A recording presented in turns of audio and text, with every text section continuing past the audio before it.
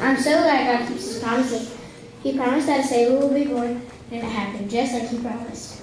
The entire Christmas season is filled with promise, the hope of something exciting and unknown. I love it. It's my favorite time of year. I'm excited about Christmas too, but we promised Ms. Murphy that we'll work on decorating this last year, and if we better get started, she left us about performance. But did anyone break something that we put on the tree?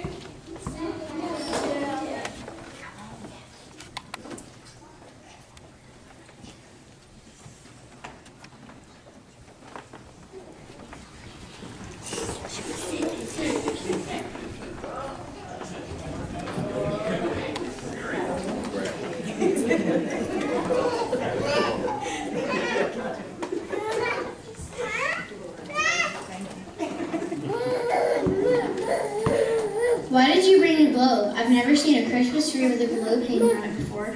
Well, John 3:16 says, "For God so loved the world that he gave his one and only Son, that whosoever believes in him should not perish but have eternal life." I thought a globe would be a great reminder that God's greatest gift is for the whole world. Do you think that we could find other Christmas ornaments that would remind us that Christ came for the whole world? Maybe we should look in the box Miss Murphy left for us. Hey, there's a card with it. What does it say? In Ireland at Christmas time, the people decorate their homes inside out with holly. As the Father has loved me, so have I loved you. Now remain in my love. If you obey my commands, you will remain in my love, just as I have obeyed my Father's commands and remain in his love. I have told you this so that my joy may be in you and that your joy may be complete.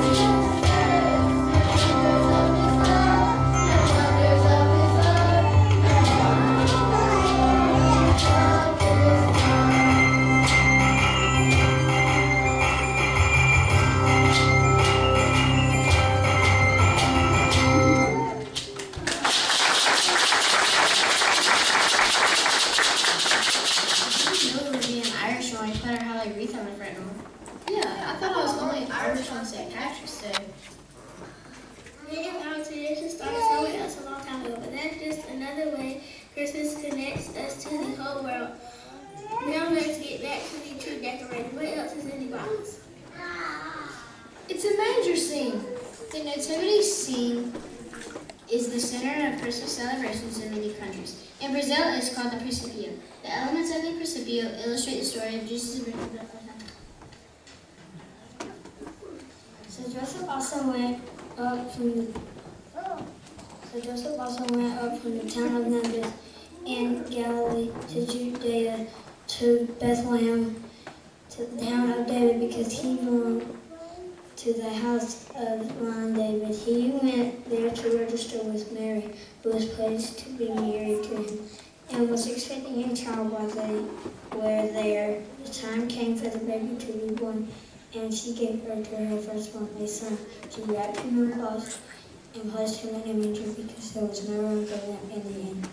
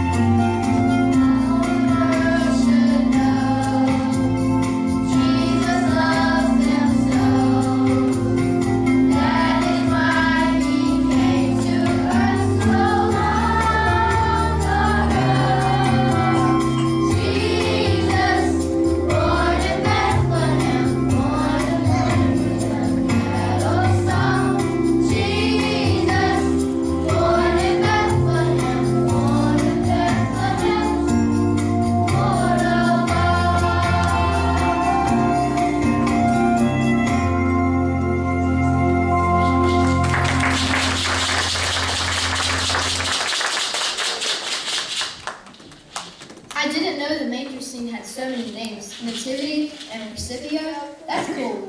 Our chair is starting to look pretty good, but we still got some bare spots. Let's get another organ. sheep! Wait, don't look at the card yet. Let me guess where it's from. What countries have a lot of sheep? New Zealand, Australia, lots of places. But that doesn't have anything to do with Christmas. Okay, I give up. Read the card. In Mexico, piñatas are a part of many family celebrations, including Christmas. At Christmas time, the piñata is often in form of a sheep. This is a reminder of the shepherds who, after seeing the angel in the heavenly host, went to see baby Jesus.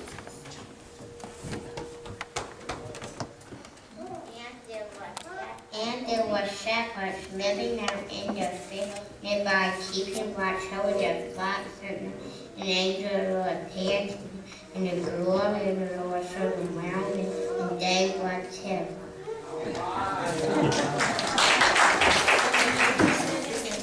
Do not be afraid, I bring you good news, a great day that will be for all people. Today in the time of David, the Savior has been born to you.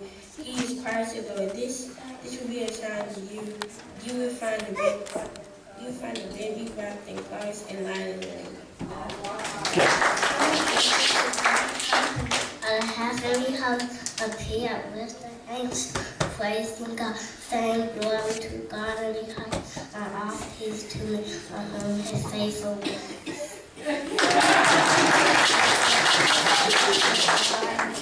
The shepherds said to one another, "Let's go to Bethlehem and see the things that has happened, which the Lord has told us about." So they hurried off to find Mary and Joseph and the baby who was lying in the manger.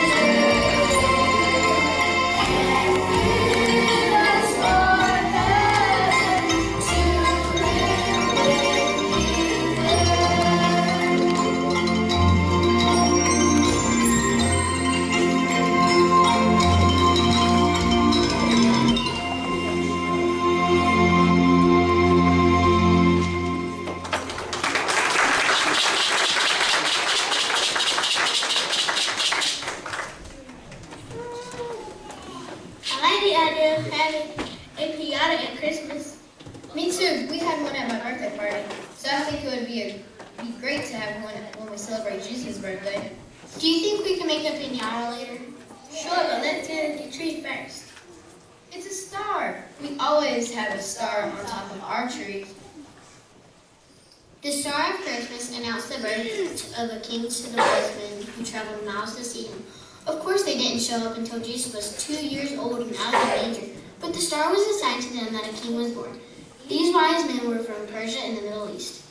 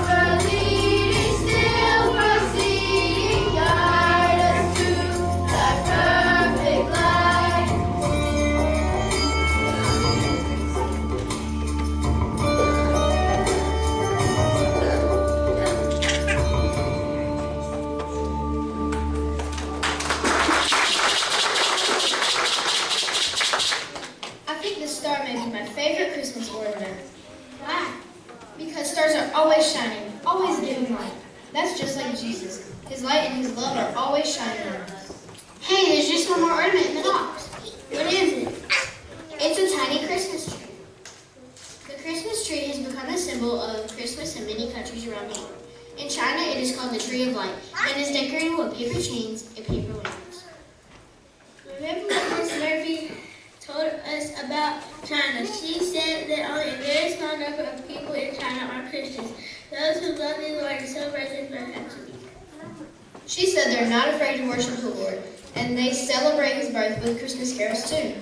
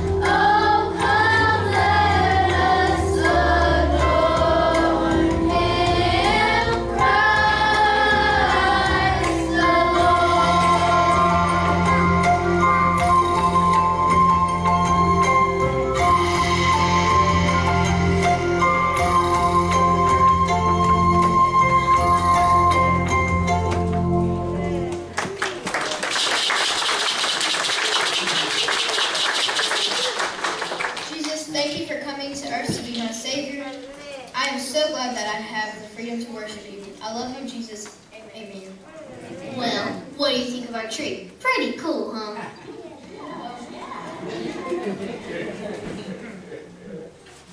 It looks great, but we haven't come close to covering the whole world. We've just mentioned a few countries. I've got an idea. Where did the box of flags we made intermission week? In the closet. I'll go get it. What are you thinking? Let's finish decorating the tree with the flags we made. We have one for almost every country. Now our tree will really show that Jesus came for the whole world. His love is for everyone.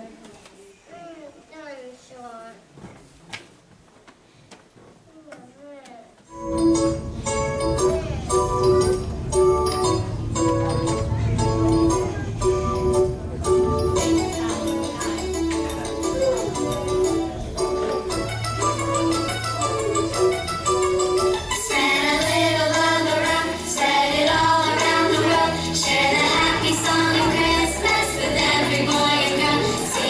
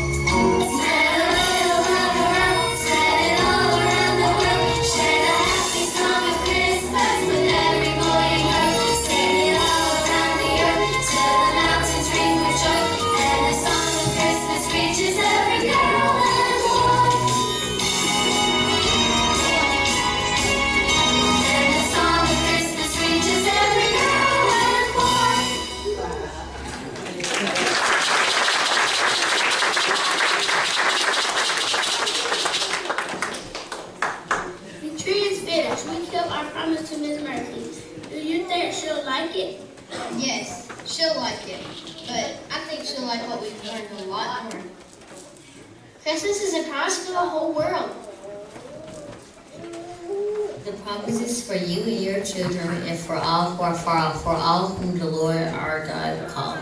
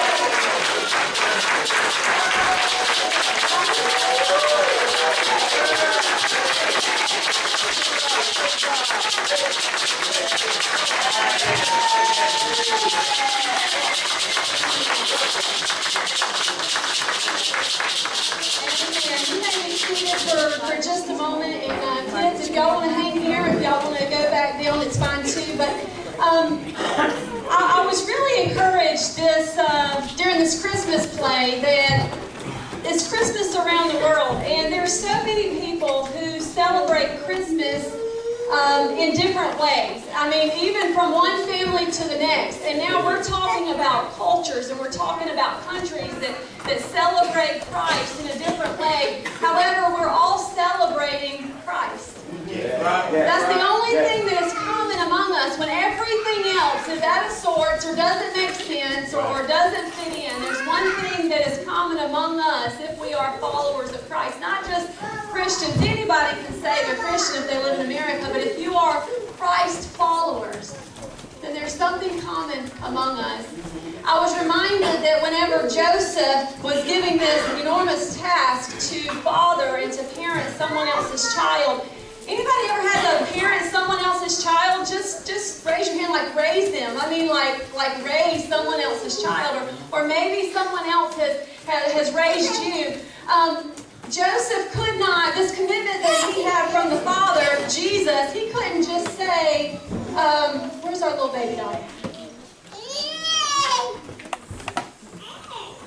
He couldn't just say, yeah, God, I'll do it.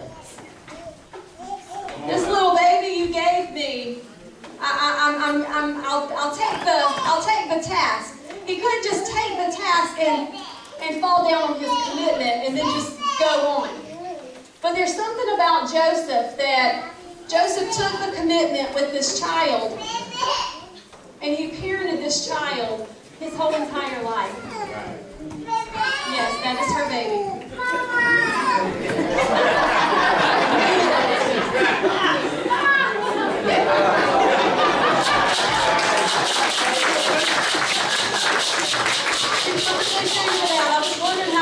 going to take her.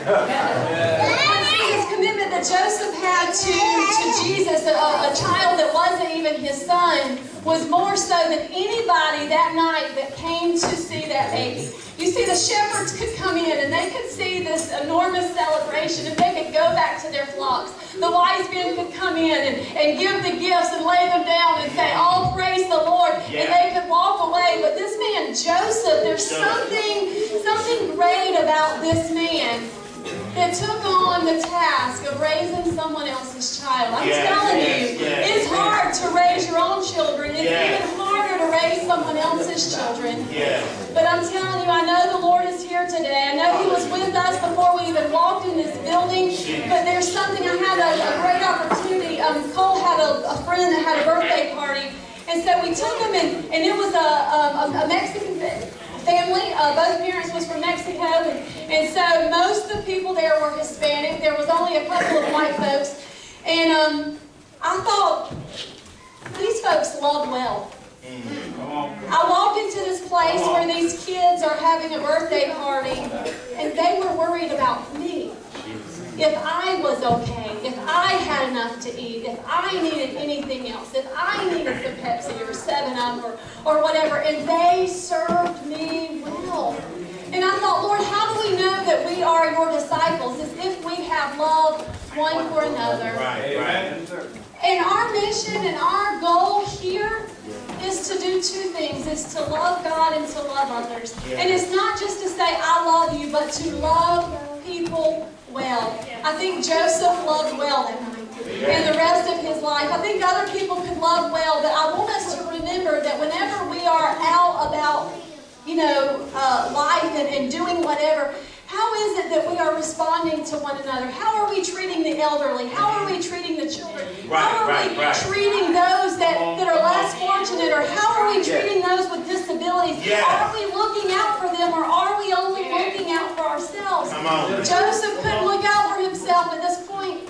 It was all about looking after Jesus. Can you imagine how he felt, like making sure the Son of God didn't get hurt? I mean, come on, he was human, right? So he was subject to get hurt and all these things. And so I want to remind us of that this morning. Listen, we could not have made this happen without one other person that